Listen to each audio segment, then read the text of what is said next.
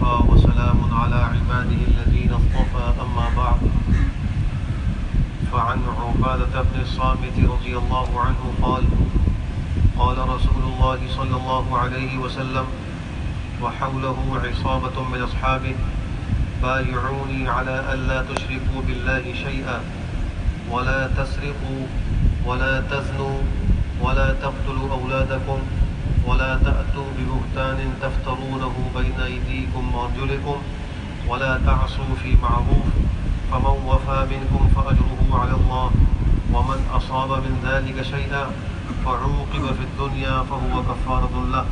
ومن أصاب من ذلك شيئا ثم ستره الله عليه فهو إلى الله إن شاء عفا عنه وإن شاء عاقبه فبايعناه على ذلك متفق عليه. حضرت عبادہ بن صامت رضی اللہ تعالی عنہ سے مروی ہے، فرمایا کہ ایک مرتبہ رحمت عالم صلی اللہ تعالی علیہ وسلم نے حضرات صحابہ کرام کی اس جماعت کو جو آپ کے پاس بیٹھی ہوئی تھی مخاطب کر کے ارشاد فرمایا، تم مجھ سے بیعت کرو اس بات پر کہ اللہ کے ساتھ کسی کو شریک نہیں کرو گے اور چوری نہیں کرو گے اور زنا نہیں کرو گے اور اپنی اولاد کو فقر و غربت اور بے جا غیرت کے خوف سے قتل نہیں کرو گے اور کوئی بہتان نہ لاؤ گے جسے اپنے ہاتھوں اور پیروں کے درمیان تراش لو، یعنی کسی پر الزام تراشی اور بہتان بازی نہیں کرو گے، نافرمانی نہیں کرو گے۔ اب تم میں سے جو شخص بھی عہد و قرار کو پورا کرے گا تو اس کا اجر و ثواب اللہ کے ذمے ہے، اور جو شخص ان میں سے کسی گناہ میں مبتلا ہو جائے گا اور پھر دنیا میں ہی قصاص وغیرہ حدود جاری کرنے کے ذریعے اس کو گناہ کی سزا بھی مل جائے تو یہ سزا اس کے لیے دنیاوی اور اخروی اعتبار سے ان گناہوں کا کفارہ ہو جائے گی، اور اگر وہ سچی توبہ کر لے تو اخروی اعتبار سے بھی ان گناہوں کا کفارہ ہو جائے گی۔ اگر اللہ نے ان گناہوں کے مرتکب کو اپنے لطف و کرم سے پردہ پوشی فرما کر معاف کر دیا جس کی وجہ سے اسے دنیا میں بھی کوئی سزا نہ ملی تو یہ اللہ کی مرضی پر موقوف ہے کہ چاہے تو اپنے فضل و کرم سے آخرت میں بھی دنیا کی طرح پردہ پوشی اور معافی کا معاملہ فرمائے، اور اگر چاہے تو گناہ کے بقدر سزا دے۔ راوی حدیث فرماتے ہیں کہ حضور صلی اللہ تعالی علیہ وآلہ وسلم کا یہ وعظ سننے کے بعد ہم نے ان سب امور پر بیعت کر لی۔ اللہ سبحانہ و تعالیٰ نے اس دنیا میں بے شمار مخلوقات پیدا کی، ان میں بنیادی طور پر 3 اہم مخلوقات ہیں، ایک نوری ہے، ایک ناری ہے اور ایک خاکی ہے۔ نوری مخلوق وہ کہلاتی ہے جس کو اللہ نے نور سے پیدا کیا، وہ فرشتے ہیں۔ حدیث شریف کی روح سے خلقت الملائکۃ من نور، مسلم شریف کی روایت کہ فرشتوں کو نور سے پیدا کیا گیا ہے، اور ان کا حال یہ ہے کہ لا یعصون اللہ ما امرهم ویفعلون ما یؤمرون، وہ اللہ کی نافرمانی نہیں کرتے، جو اللہ ان کو حکم دیتے ہیں اس کو بجا لاتے ہیں۔ اللہ نے ان میں گناہ اور نافرمانی کا مادہ رکھا ہی نہیں، ان سے گناہ ہو ہی نہیں سکتا۔ دوسری مخلوق ہے ناری، اور وہ شیاطین اور جنات ہیں جس کو اللہ نے فرمایا کہ وَخَلَقَ الْجَانَّ مِن مَارِجٍ مِّن نَارٍ، آگ کی ایک لپٹ اور شعلے سے جنات کو، شیاطین کو اللہ نے پیدا کیا ہے۔ ان کے اندر قوت شہابیہ بہت زیادہ ہے، کثرت سے گناہ ان کے اندر ہوتے ہیں۔ تو یہ دوسری جو مخلوق ہے یہ ناری ہے۔ تیسری مخلوق خاکی ہے، اور وہ انسان ہے جس کو اللہ نے مٹی سے پیدا کیا ہے۔ خلق الانسان من صلصال کالفخار، پھیگڑے کی طرح بجنے والی مٹی سے اللہ نے انسان کو پیدا کیا ہے۔ یہ خاکی مخلوق ہے۔ اس خاکی مخلوق کو دیگر مخلوقات پر جو فضیلت حاصل ہوتی ہے یا مرتبہ حاصل ہوتا ہے وہ توبہ کی وجہ سے، اپنے نفس کی اصلاح کی وجہ سے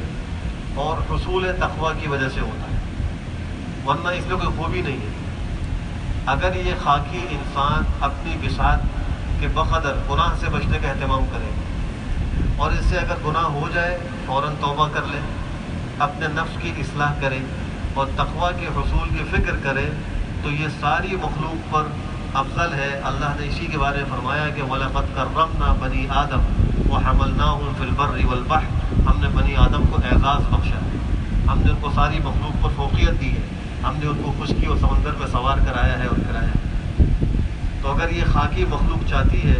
کہ میں افضلیت پر باقی رہوں تو اس کو 3 کام کرنے ہوں گے، توبہ کرنی ہوگی، اپنے نفس کی اصلاح کرنی ہوگی اور تقویٰ کو حاصل کرنا ہوگا۔ ان تینوں چیزوں کے حاصل کرنے کا آسان طریقہ یہ ہے کہ کسی اللہ والے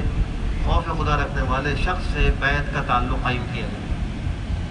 اس کے کئی فائدے ہیں۔ ایک فائدہ تو یہ ہے کہ جس اللہ والے سے وہ بیعت ہوتا ہے اس کے سامنے وہ گناہوں سے توبہ کا اقرار کرتا ہے، کفر و شرک سے بیزاری کا اقرار کرتا ہے۔ اگرچہ یہ توبہ خلوت میں بھی کر سکتا ہے، لیکن جب کسی اللہ والے کے ہاتھ پر بیعت ہوتے وقت یہ کرتا ہے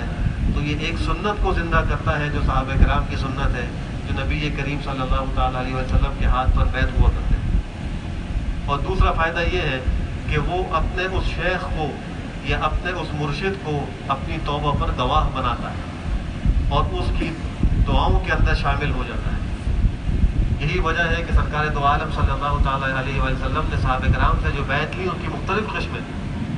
ایک آپ نے بیعت لی ہے اسلام پر، جس کو بیعت اسلام کہتے ہیں، اور یہ آپ کا فرض منصب ہی تھا۔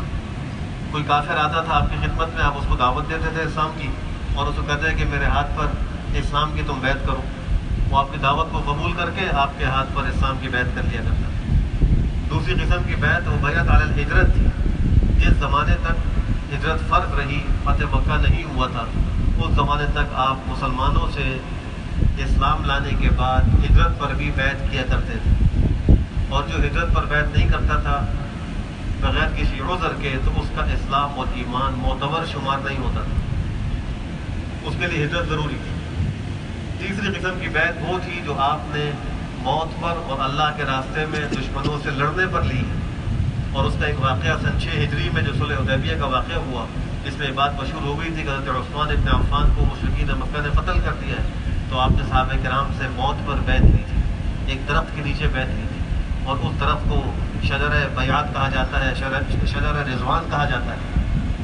اور آپ نے اس میں حضرت عثمان ابن عفان کے بارے میں کہا تھا کہ یہ ہاتھ میرا ہے اور یہ ان کا ہے، اور میں ان سے بھی اس پر بیعت لیتا ہوں۔ اور اس بیعت میں یہ بھی تھا کہ اگر دشمن حملہ آور ہوگا تو ہم اس کا مقابلہ کریں گے، پیٹ پھیر کر نہیں بھاگیں گے، اور اپنی جان کے آخری لمحے تک مقابلہ کریں گے، جان کی قربانی دے دیں گے، لیکن دشمن کے سامنے سے ہٹیں گے۔ ایک بیعت کی صورت یہ تھی۔ اور چوتھی قسم کی جو بیعت تھی وہ بیعت علی الاعمال والاصلاح،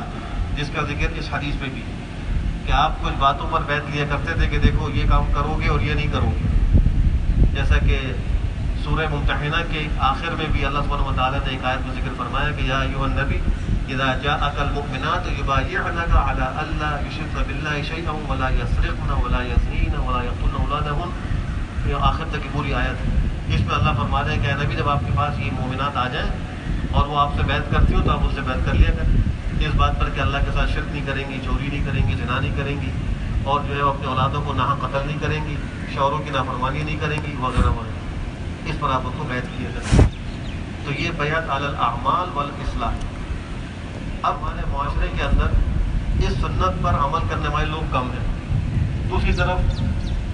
مختلف قسم کے لوگ